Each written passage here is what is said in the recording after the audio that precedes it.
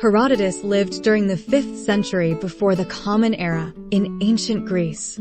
He wrote a narrative summarizing history as it was then known and describing many of the events of his own lifetime.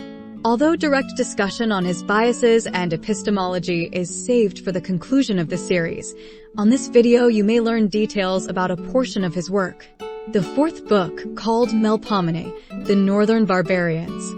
After retaking Babylon and repopulating it, Darius, the Persian emperor, began preparing to invade the Scythians. Of the latter, Herodotus describes how after they returned from their own prior invasion of the now Persian Empire, which was then controlled by the Medes, they had to contend against an army comprised of their former slaves. Apparently, as the women they had left behind for about 28 years had all married or remarried to their own former servants and slaves. Thus, upon returning, they had to fight against these men and their new children. The historian then delves extensively into what amounts to mythology. I will not only skip this, but also most of his geographic descriptions, as these too are rather mythological in nature. As such, I must admit, I will be skipping much of the book. It should suffice to mention that Herodotus explains that there are many proto-nations in the vast territories north of Greece and Illyria. To be clear, this is all the then unknown Russian steppes and northeastern Europe. He gives a description of each tribe or group and mentions their exceptionally harsh winters. Let me quote him as he says, "I think therefore that by the feathers the Scythians, and those who dwell near them means symbolically the snow. This then which has been said goes to the furthest extent of the accounts given." Meaning, at those latitudes, allegedly, the snowflakes are as large as bird feathers. LOL. The historian's geographic descriptions do not end there, however. He casts criticism of the classification of the world into 3 continents, as it was then classified. Curiously, he mentions that nobody knows the size of Europe, and therefore it may be very much larger than Africa and Asia. Conversely, the limited size of Africa was known to him. I found the latter amazing. First, he describes how a certain Egyptian pharaoh, named Nikos, set Phoenicians from the Gulf of Arabia with the mission to return from the Pillars of Hercules. Unbelievably. In the 3rd year, they turned through the Pillars of Heracles and arrived again in Egypt. Meaning, they must have sailed all around Africa. Of course, this could be but a mere tale. Similarly occurs to a much later generation. This time it was the Carthaginians under the direction of the Persian king Xerxes. A man is sent on the reverse mission. That is, to go from the Pillars to the Gulf of Arabia. Herodotus says that this man reported that at the furthest point which he reached he was sailing by dwarfish people, who used clothing made from the palm tree, and who, whenever they came to land with their ship, left their towns and fled away to the mountains. And they, he said, did no injury when they entered into the towns, but took food from them only. Unfortunately for this explorer, he was sent on this mission as an alternative punishment for having violated a noble young woman. Therefore, since he failed to sail the whole way round and instead returned from where he came, Xerxes completed his punishment and executed him. I guess negative reinforcement is not all it is said to be. The likes of Columbus and other explorers were successful merely by greed and vainglory. LOL. Either way, equally curious, the writer believes that Asia is about the same size as Africa. He seems to think that, or considers it to, end at the Indus River. Europe, on the other hand, for all he knows, is boundless. Of course, it is not. He is rather closer to the boundaries of Europe than those of Africa and Asia. The ignorance was unavoidable. Western Europe at that time was as undeveloped as southern Africa. Returning to the Scythians, Herodotus derides them as the most ignorant and barbaric nation known to the civilized. Yet, he does say they are the best at one particularly beneficial art. That most important thing which they have discovered is such that none can escape again who has come to attack them, and if they do not desire to be found, it is not possible to catch them. It is funny as the Russians have proved time and time again not to have lost this ability yet. Equally curious, while describing some more of the Scythians' cultural practices, the historian mentions that they scalped the head of their defeated opponents. Yes, similar to certain Native American tribes. Allegedly, the Scythians had the practice of not only drinking the blood of their defeated foes, but also of removing the skin from their face or head by cutting from ear to ear. Let me quote him as he says, "He keeps it as a napkin to wipe the hands upon, and hangs it from the bridle of the horse on which he himself rides, and takes pride in it. For whosoever has the greatest number of skins to wipe the hands upon, he is judged to be the bravest man." Then there is mention of how much they disliked foreign beliefs. This notion introduces the story of Anacharsis, a Hellenized king that met his death due to worshipping in a Hellenic fashion. The latter is adjoined to the claim that the Scythians make the rites of Bacchus a reproach against the Hellenes, for they say that it is not fitting to invent a god like this, who impels men to frenzy. I found this noteworthy as this would be a similarity between barbarians and the great majority of the modern, allegedly Western, believers. The Dionysus is a cult for a truly civilized people. Now he finally gets to Darius' invasion. Herodotus first describes the marvel of engineering that was the bridge across the Hellespont. Surely it must have been a sight to see. The first people that Darius conquers were Thracians known as the Getae. These are remarkable for their belief in the eternal continuity of the soul or spirit of the living. Believe it or not, every 4 years they would honor a man at random as a messenger to the afterlife world. The Getae, of course, would kill this man. Never mind any details about it. If the prior does not seem remarkable, then consider how they arrived at this belief. Here features a Greek man named Zalmoxis. He was, in some way or other, instructed by Pythagoras. The historian praises the philosopher, which is of itself noteworthy.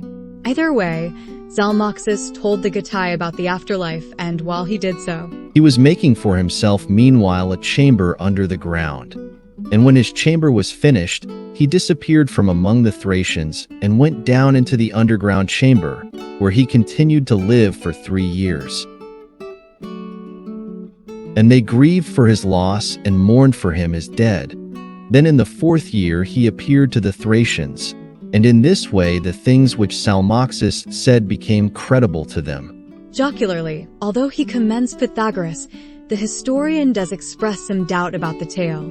Regardless, it is a very valuable tale as little to no Pythagorean writing remains. Not that it was ever easy to get any. Remember that Pythagoras maintained that knowledge should be protected from those that would use it immorally. Therefore, knowledge should not be written down. The critical thing is that this is yet another case where it would appear that Pythagoras counseled in favor of religion as something that would benefit humanity. I must say, I have grown to wholeheartedly agree. Perhaps religion may do bad, but no religion would be worse. The thing to keep in mind, as long ago I crafted. Religion must be to the wise man as morphine is to the good surgeon and doctor. Herodotus then describes the cultural practice of the nations, tribes, bordering the Scythians. Among these is what I consider a confirmation of Euripides' Iphigenia at Aulis, though that play takes place somewhere in Thrace. It is a great play, from a great playwright. Remember, you may learn about him on this channel. The reference is relevant as the historian speaks of barbarians sacrificing lost travelers. Then there are tribes that have shared sexual relations, such that no man knows which are his children. Truly, the nuclear family is contrary to the natural order of things.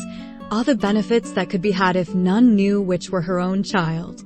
The writer also mentions a tribe that are descendants of Amazonian women, which is why their women hunt and engage in other, typically manly practices. Of course, modern man knows that in primitive societies women partook in hunting as much as the men. On top of that, this tribe has the rule that no maiden is married until she has slain a man of their enemies. And some of them even grow old and die before they are married, because they are not able to fulfill the requirement of the law. Herodotus is truly jocular. About Darius' invasion, the Scythians attempted to unite all these tribes to oppose the Persian force, but they failed. As a result, they engaged in a scorched earth tactic. Remember, like modern Russia. In the process, they moved into, and thus took the pursuing Persians into those various countries that had refused to unite. They did this so as to compel them to take up arms. Another comical mention is how the nomadic barbarians had difficulty disrupting the Persians' supply and foraging parties because the nomads' horses were afraid of the Persians' mules and asses. Often, as they were in the middle of riding against the Persians, when the horses heard the voice of the asses, they turned back in confusion and were possessed with wonder, pricking up their ears because they had never heard such a voice nor seen the form of the creature before. The northern barbarians did not have these animals as these could not survive the harsh winter. Either way, after much attrition, the Scythians send a force to the bridge across the Hellespont.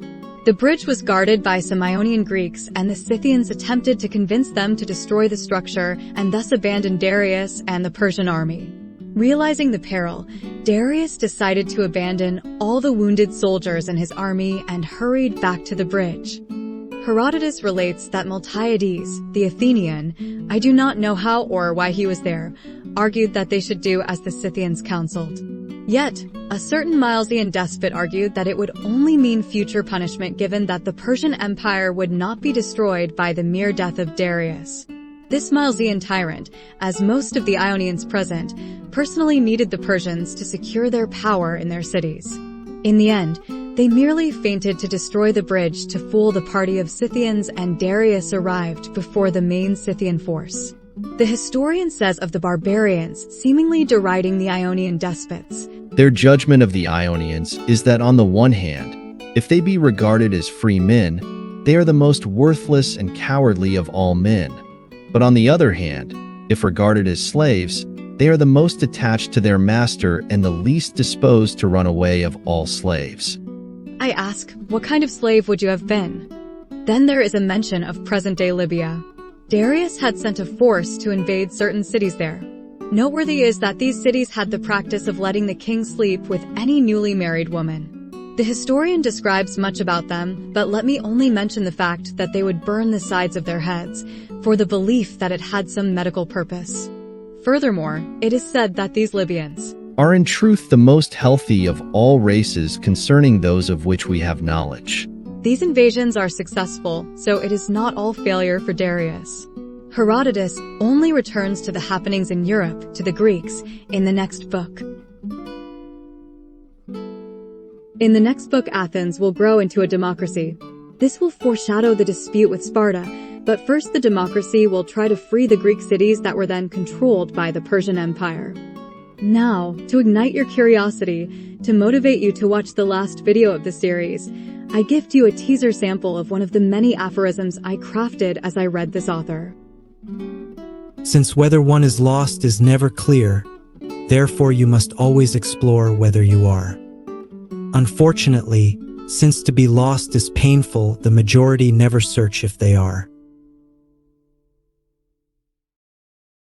If you enjoy or gain from my aphorisms, know that I have thousands. I will be writing books with short thematic essays composed out of aphorisms. These essays are profound and intriguing yet easy to read. For very cheap copies, look up Protagoras Pause in the Amazon website. I repeat, Protagoras Pause, that's my name.